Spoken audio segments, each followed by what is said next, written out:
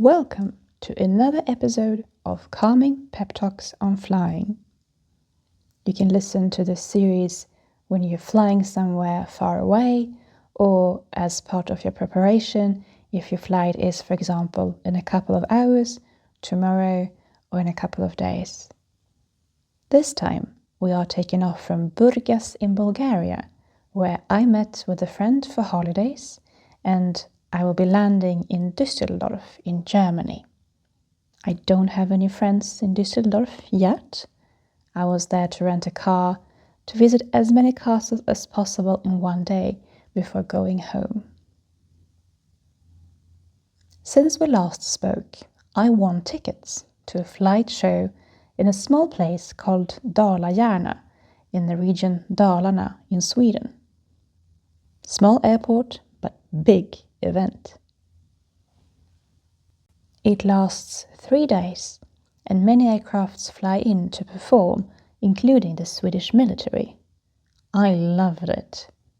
That is how I learned that JAS 39 Gripen, as this aircraft model in the military is called, can fly upside down. I also learned there is a physical limit to this flight. It can only fly upside down for 4 minutes. That has to do with the placement of the fuel, or actually replacement.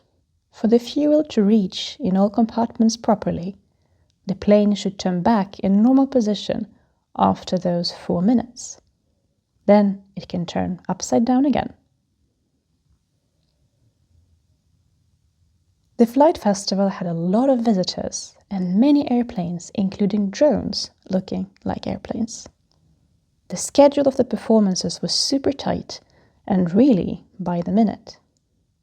It was not the usual 5 minutes intervals, then break, then 5 minutes. Things could start at 15:43 or 6 minutes past something. And the performances really did start that time. There were no delays.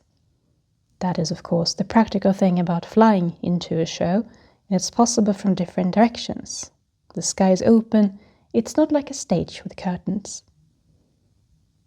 I had to choose which of the 3 days I wanted to attend, and it was recommended the first day, which was a Friday, because the same evening on Friday there would also be fireworks, a show, of course, also performed by the aircrafts themselves. It was very enjoyable. It is a special feeling to meet other aircraft enthusiasts. When I do meet them, I always ask questions I have accumulated and acquired from the recent. So I described a military aircraft I had spotted at Luleå airport to the military representatives that were there during these days, and one specialist could identify from my description that it was a Super Hercules. I described this military aircraft, which was obviously used for cargo, as a double-decker, a bit obtuse, large, many propellers, and of course the particular military green color. My favorite part was that the representative I spoke to was able to tell the exact dates when the Polish and French aircrafts had come to Luleå airport to practice earlier that year, so he could exclude some of the aircraft types and narrow down to the ones I had seen. And we are up above Burgas, and I really expected great views because there is water nearby. After having spoken to the military, I moved on and continued feeling very nerdy and happy, and listened to an exhibitor talking about how the distribution of fuel works inside of an aircraft engine. He worked in a private company and had brought along an engine, old of course, a model old enough to not reveal too much, that was opened sideways to demonstrate the different parts. It felt to me that this was like a short private demonstration, but when I looked at my phone for the time, he and I had spoken about engine parts for half an hour, and I had enjoyed every minute of it. By walking around and asking the different experts, I learned about facts and terminology. Some details felt so niched, it was like listening to gossip. But all the facts I say you can look up and verify. There was, for example, a small aircraft for 2 people called Blackwing, which is produced in Sweden. I learned its different parts are literally baked. I asked if I could come and see when this is done, and they replied it is possible when they are not as busy. To analyze certain type of composition of blackwing, ultrasounds are used to ascertain that the baking went as intended. I also learned that despite invitations to visit military airports, which for example specialized journalists can get, not all demonstrations are as open as one might think. The American aircraft F-35, more formally known as Lockheed Martin F-35 Lightning II, designed to be difficult to detect, doesn't show full capacity during demonstrations, and the closest you may get is 50 meters away. Then something quite special happened. I met a young woman who was interested in a pilot in particular. She had tickets for all 3 days, and the pilot would perform all 3 days as well. I learned that her family had discovered this pilot a couple of years ago, and they have made it a family tradition, not certain if they attend every flight show when this pilot is seen, or if it's just once a year, and this was such an occasion, but she was by herself this time. Anyway, it sounds very intriguing. I listened to her story and said, now I have to see his powers. Some time passed. I was happy walking around, looking at the parked airplanes, asking which year they were from, the particularities about the color, how come the owners have one. I enjoyed the show, and then a small silver aircraft suddenly came and did magic. The silver arrow rose high up in the sky and started falling elegantly in the shape of a serpentine.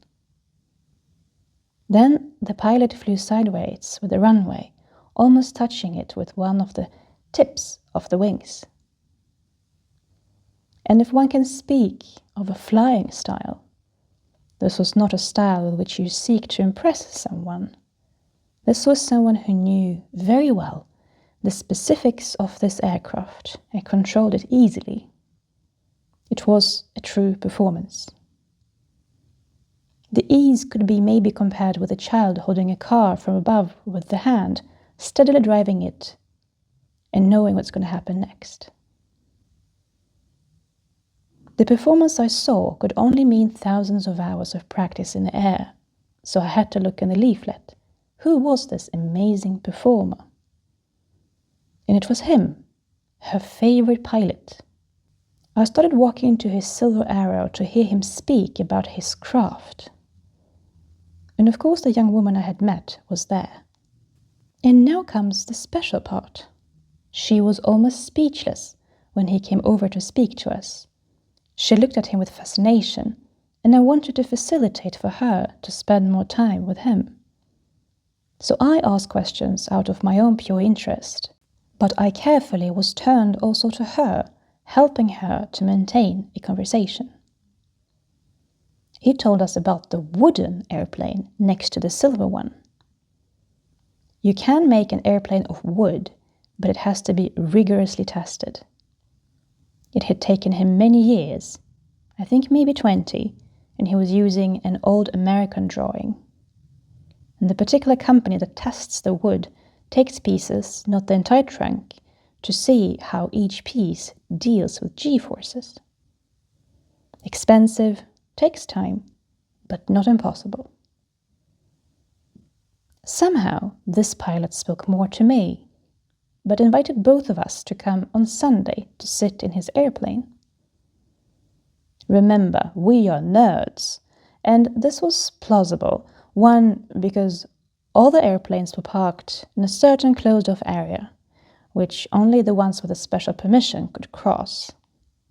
On Sunday, when everybody would be leaving, it was easier to invite a stranger to cross this section and try airplanes out. And a second important part, all the airplanes here would be used at some point. If I sit inside one before a performance and happen to drop a pen from my pocket, for example, we don't notice, and the pilot starts spinning, it's very impractical, let's put it that way. So the limitations of the invitation made sense. And for him, this was just a job. He had been flying for a long time, many years, so enthusiasm was not on his part. Then he left, and I was about to ask her, "Isn't this great? Another possibility for you to spend more time with him." But for her, this was shock and rivalry. So I don't know what happened after. I, for my part, did come back on Sunday. Couldn't find him nor her by his custom-made airplane, which still was there, and of which, by the way, the propeller alone costs 1 million Swedish crowns. So I went on sitting in other small airplanes. One was from 1937, painted bright red and yellow to be detected easier because it was an airplane used for teaching. It is amazing that its wings were entirely made of painted, hardened canvas, so textile. To make the regular tests, circles of the canvas from the wings were cut out and tested. I was very happy and went home 2 hours later. On our flight to Düsseldorf, on our right side, almost all this time, there's been a particular cloud formation, maybe best described as a fantasy hill. I was wondering if it's maybe a storm underneath those clouds, which we cannot feel at this altitude. This cloud constellation was perfectly placed for us to round it, which we did, and we had the most perfect flight with no turbulence. So I contacted the Meteorology Institute in Sweden when having landed to verify what I had seen. This cloud is a cumulus congestus, and don't trust me on my Latin pronunciation here. This type of cloud is what you typically would refer to as clouds of nice, fine weather. They arise in spring and summer, so in a detective analysis, you would definitely notice that my trip took place during the warm months. So these clouds form when the ground is warmed up more than the air. As it rises and grows through the atmosphere, it expands in the cooler air. It stops rising when it reaches a point where the surrounding layers have the same temperature as the rising cloud itself. As this cloud is on the way up, its movement is compensated by air that moves downward. Gets warmed up, becomes relatively dry, and therefore it will cut off the shape a bit, so it gets the look of, more or less, an independent wad of cotton. This is the reason too why there is space between such clouds, in that they come in patches, not covering the entire sky continuously. This explanation of cloud formation makes it much easier for me to identify different cloud types, rather than just learning their names and how high up in the atmosphere they're typically seen. This is hardly an everyday problem, but I'm worried to be mistaken. I want to know cloud shapes and characteristics fairly well, to the level when it is enjoyable to look out through any window, at home or that of an airplane.